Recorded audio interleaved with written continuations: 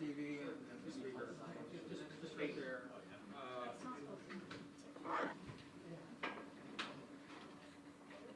Ready?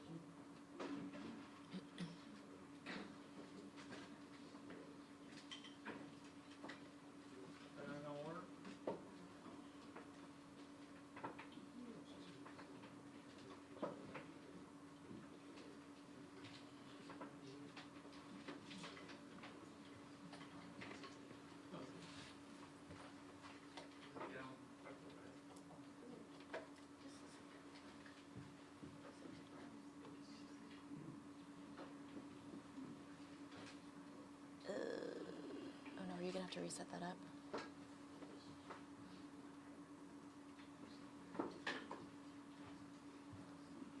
Rudy, where's the remote?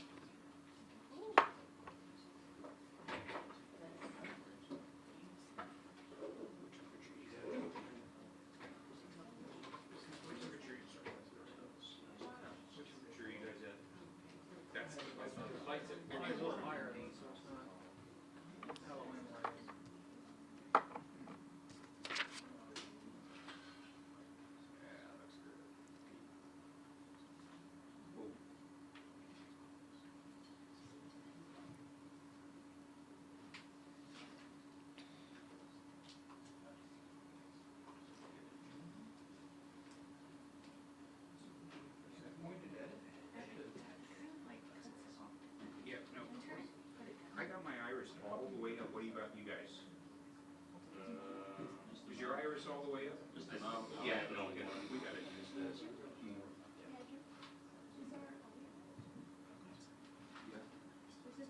That's bright.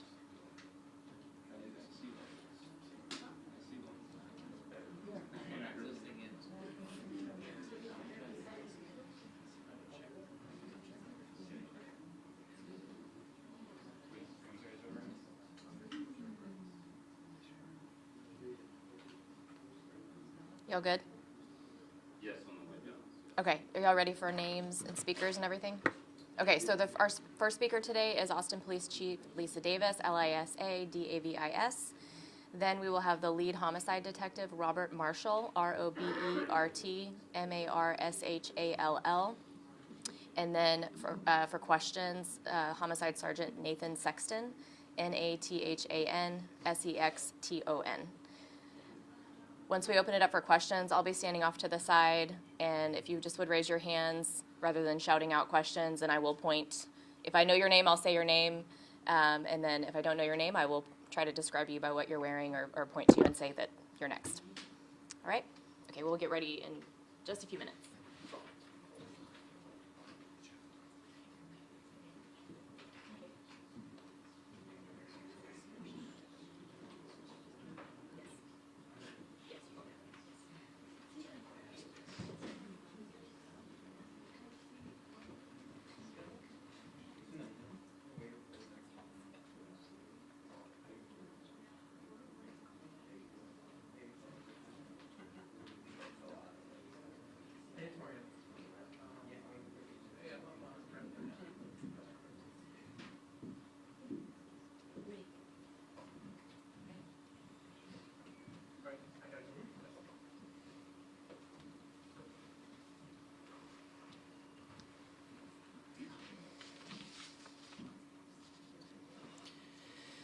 Good morning, everyone, and thank you for being here. First, I want to offer my deepest condolences to Brianna Aguilera's family, friends, and loved ones. I stand before you as the Chief of Police, but first and foremost as a mother. I have 3 daughters and a son, and I cannot begin to imagine the pain that Brianna's family is feeling. As a parent, none of us want to contemplate the loss of a child, and again, my heart aches for them. Before I turn this over to our lead detective, I want to be clear about a few things. It is not common for a police department to speak publicly about a death by suicide. But inaccurate information has circulated and been reported. And that has led to additional harm of innocent people, bullying included, and their families. There have also been statements suggesting the police have failed to do our jobs. Those statements are not accurate. I understand how grief and the need for answers can raise intense emotions and many questions. But sometimes sometimes the truth doesn't provide the answers we are hoping for, and that is this case. Please know that careful investigations take time. We must interview witnesses, collect evidence, and piece together facts. Releasing partial information too early can jeopardize the integrity of that case. I want to assure everyone that our team worked around the clock. These guys do not sleep. They worked around the clock on this case. And many of them are parents themselves. We used every available resource, interviewed numerous people, gathered evidence because we too want to understand what happened to Brianna, who was clearly loved by so many. I want to thank our homicide unit and victim services for their thorough work on this investigation and providing support for everyone that has been involved. I'm now going to turn it over to Detective Marshall, who will walk us through the timeline. Morning. First, I'd like to start off by saying that our deepest sympathies and condolences go out to Brianna and her family. During this investigation, I've had a chance to speak with numerous members of her family and friend group, both here in Austin and College Station and in Laredo. All of them, it's completely apparent that she was very much loved. Every friend and witness during this investigation has been nothing but forthcoming and open during the entire time I've spoken with them. I've been in contact with dozens of people over the past week, and every single one of them has answered my calls, my text, submitted to interviews, and helped give answers from the moment that I've asked for that help. This also includes several people submitting to second interviews freely and without hesitation. The location this happened at, the 21 Rio Apartments, have also been helpful since the very beginning of this investigation. They've allowed us around-the-clock access to the apartment which Brianna was last seen at, as well as access to their internal camera system, which has been very beneficial in establishing a timeline of that evening's events. On Saturday, November 29th, at approximately 12:46 a.m., the Austin police officers responded to a call of a deceased person located at 2101 Rio Grande Street. The decedent, later identified as Brianna Aguilera, was located on the ground with trauma consistent to having fallen from a higher floor. Brianna was pronounced deceased at 12:56 a.m. I, along with crime scene specialists, responded to process the scene and interview witnesses. A witness informed officers that they had heard a sound of a thud and then observed a female on the ground.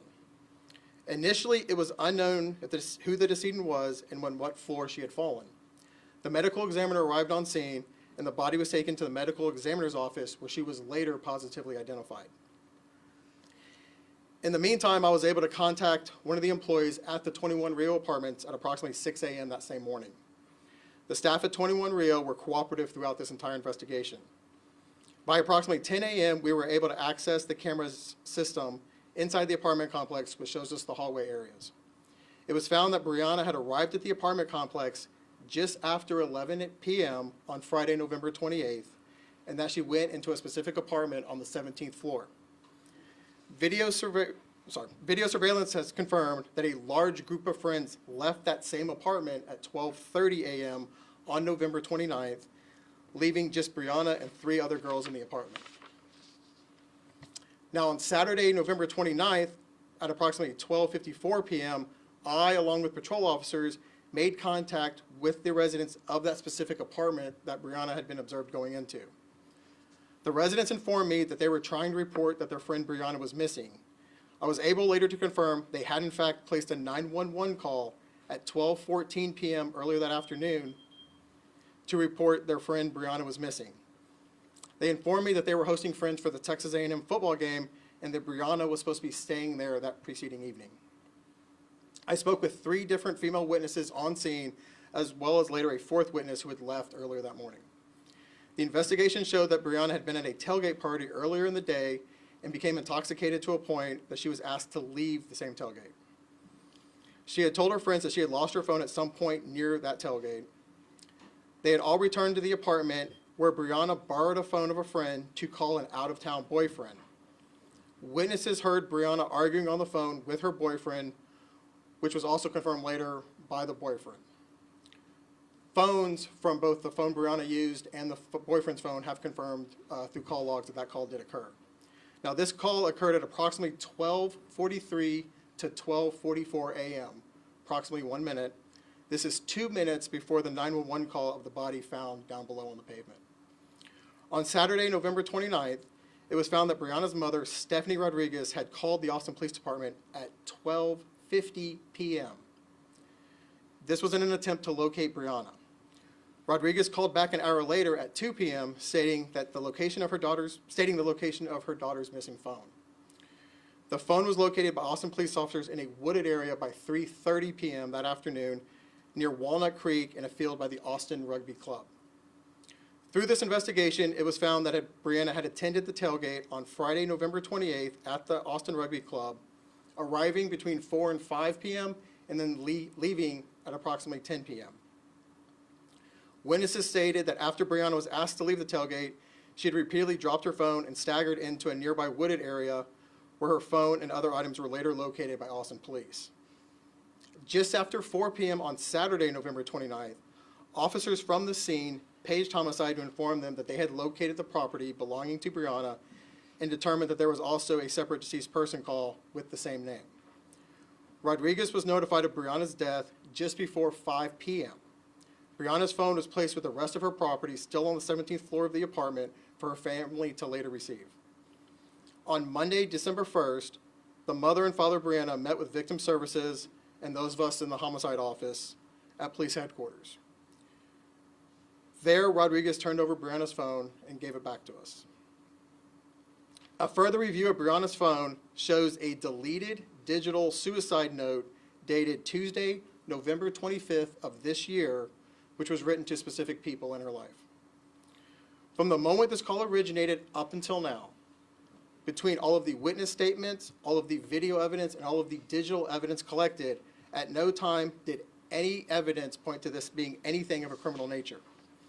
Rather, our investigation has revealed that unfortunately Brianna had made suicidal comments previously to friends back in October of this year. This continued through the evening of her death with some self-harming actions earlier in the evening and a text message to another friend indicating the thought of suicide.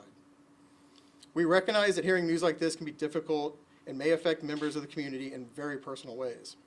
If you or someone you know is experiencing emotional distress or mental health struggles, support is available.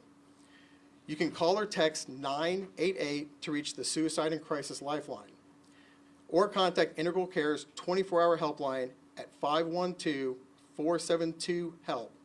That's 512-472-4357 to be connected with local crisis services, including mobile response teams. No one should have to navigate these kind of crises alone. Any questions? And now open it up for questions.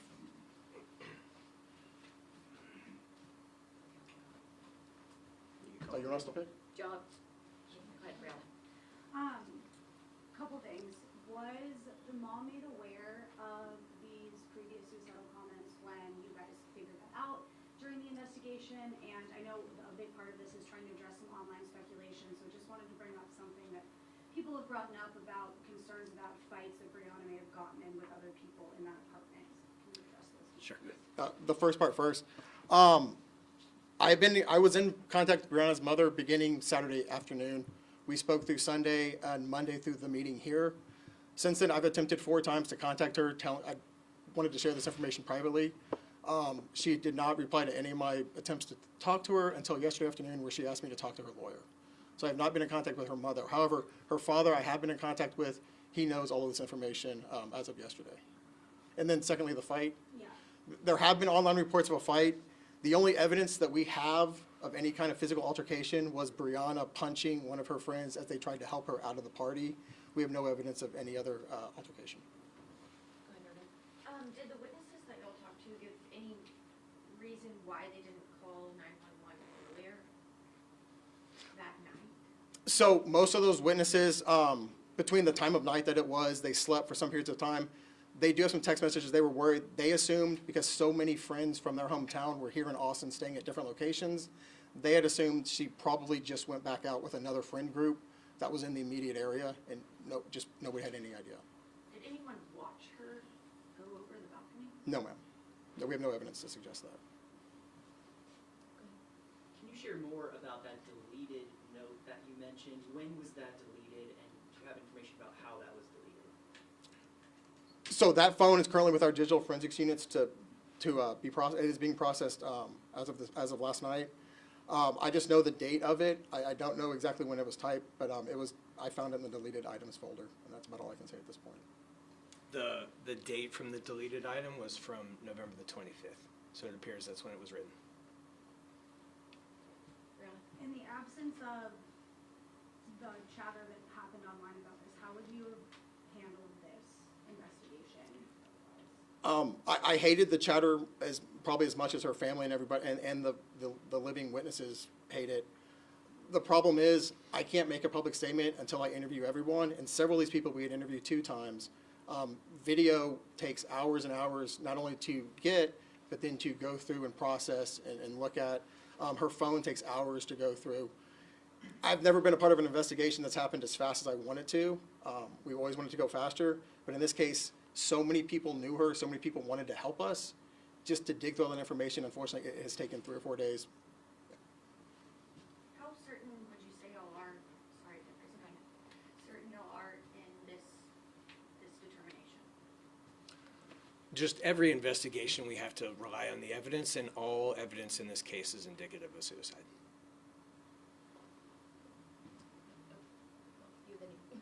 Can you share a little bit more about who was inside the apartment at the time that she fell, and were you able to speak with all of those people? I won't share their names, obviously. Yes, I've been able to speak with every single person in there, all of them multiple times, actually, throughout this. They were just all friends. Again, this is all a large friend group from Laredo. Is there anything that you can share about what she was last seen wearing? I've heard from a couple of people that they were questioning some of the wardrobe that was seen after the fact.